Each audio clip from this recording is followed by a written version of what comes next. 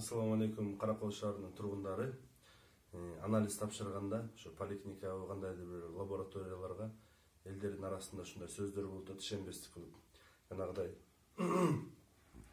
карап туруп эле, кайсынын өңү начар болсо, ошонун эле анализин алып коет экен, калганын албайт экен, оюна келгенде жаза берет экен деп, ошону эми биз иш жүзүндө текшерип көрөлү деп чечтик. Поликлиникадан талоон алып койгонбуз. Эми силердин чай, лимонад турат. Ошону азыр силердин көзүңөрчө куябыз. Эч бул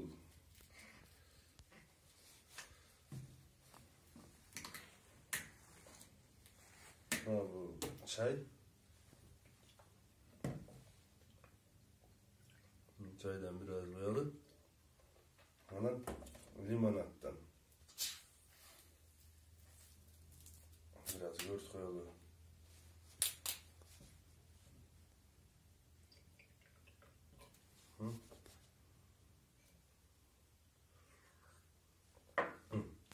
Öncesinде чай болуш керек экен.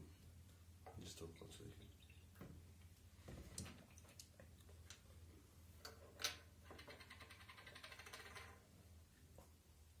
Муну жаптым. Эми ушуну эртең менен анализге алып барып таштап кетем. Анан результатын чыгарабыз. Эгерде чынында буну анализге жарабачу нерсе экен десе, анда поликлиника молодец болот. Бүгүн канчасы? Бүгүн 28.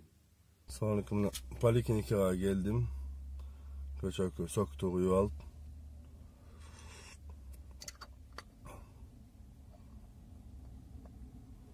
Чай менен düşes аралашкан. Мына поликлиника. Эртең анализин көрөбүз.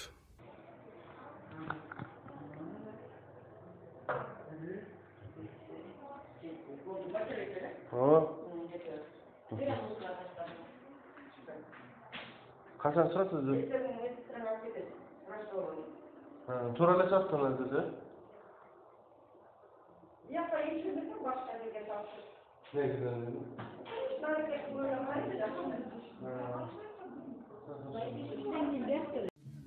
Assalamu alaikum. Men analizim çıktı. Yaxşı dep çıktı şu. Mına özgөр көргөндөй. Analizim жақсы çıktı. Бирок ал менин өзүмдүн анализим эмес. Бул чай менен düşестин эмеси. Глюкоза жок деп коюптур биякта. Глюкоза вообще жок дейт. Эми өзүңүздөр билесиңер, чай менен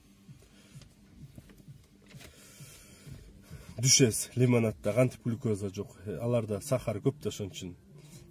Анан анализ туура эмес чыгардыбы же düşes менен чайды аралаштырып койсо ошо зарар болуп калабы? Өзүм түшүнбөй калдым. Анан бул ушул ишенебиз да биз. Анализге ишенебиз биз барыбыз. Ушул себептен дарыланабыз анализдин артынан. Таң атпай барабыз, очередке турабыз, кайра анализибизге барабыз. Мен эле эмес, боюнда бар аялдар барат. Айылдардан келишет, атайын таң атпай келишет ушу анализге. Эми өзүңүздөр чечим чыгарыңыздар. Ишенбесеңиздер, кайра ошентип тапшырып көрүңүздөр. Чайга düşesти аралаштырып кандай чыгарат болду экен деп. Бул кандай болду, мен түшүнбөй калдым чыгса. Düşes менен чайды аралашып койсоң, зара болуп калып, зара ачып жүргөнмүн деп дагы. Күлөсүң, айла жок күлөсүң мына. Азыр бул сүрөткө тартып, видеонун аягына коюп коем. Эми өзүңүздөр көрүп көрүңүздөр.